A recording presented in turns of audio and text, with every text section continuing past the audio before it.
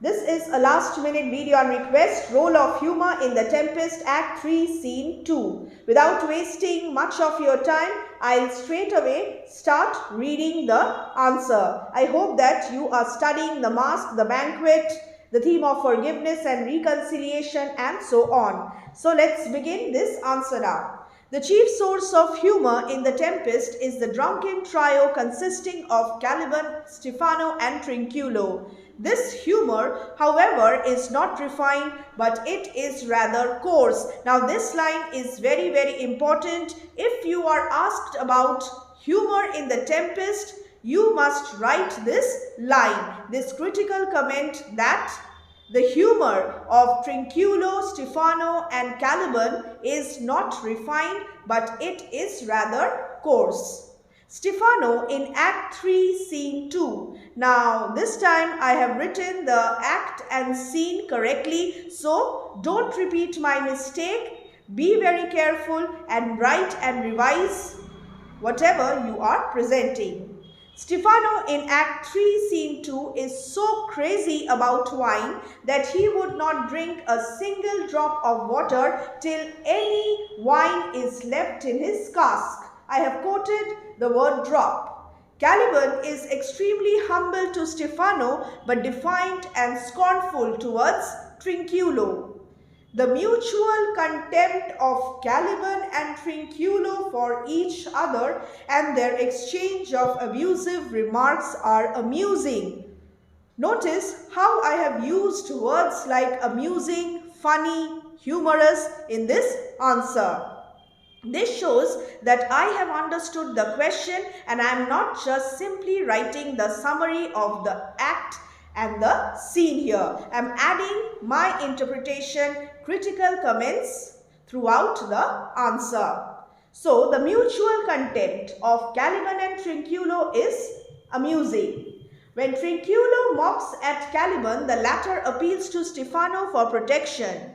Caliban urges Stephano to bite him to death. A quotation. Next paragraph.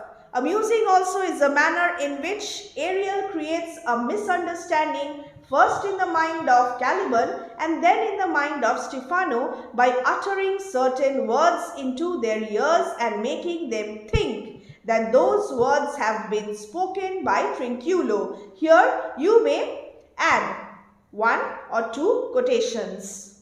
Well, let's continue. Caliban says, "Beat him enough."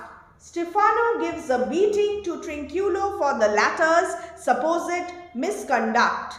Trinculo utters, "I did not give the lie," but none listens and the situation is quite funny. So, I have stated that Trinculo, Caliban and Stephano are sources of humour, and by giving textual references and critical comments, I have shown that in this way they are adding to the humour and the situations are really funny. Again, I have changed the paragraph. The drunken Stephano, imagining himself as the king of the island, with Caliban and Trinculo as his viceroys, are humorous. Is humorous. So let's read it again. The drunken Stephano, imagining himself as the king of the island with Caliban and Trinculo as his viceroys, is humorous. A little rectification. And the last paragraph, since this is a 5 marks answer. Ariel plays an irresistible tune on a drum and a pipe and Trinculo is scared and prays to God to forgive him his sins. Though a heinous conspiracy is hatched here, the humour is evident. Later, all 3 of them are led to a filthy pond.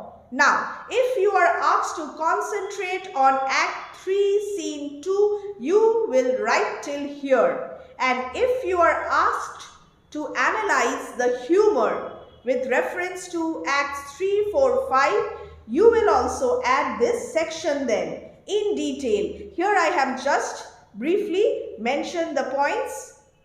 Stephano and Trinculo trying to grab the deceptive frippery displayed by Prospero, the garments, and the three being chased away by dogs.